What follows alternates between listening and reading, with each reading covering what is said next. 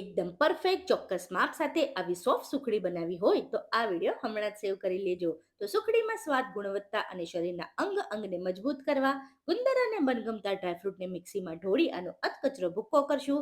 હવે લેશું એક વાટકો ભરીને ઘી और ऐसा ચોટેલા ઘી લૂજ લૂજ के ले लेने का, कुछ भी वेस्ट करने का नहीं.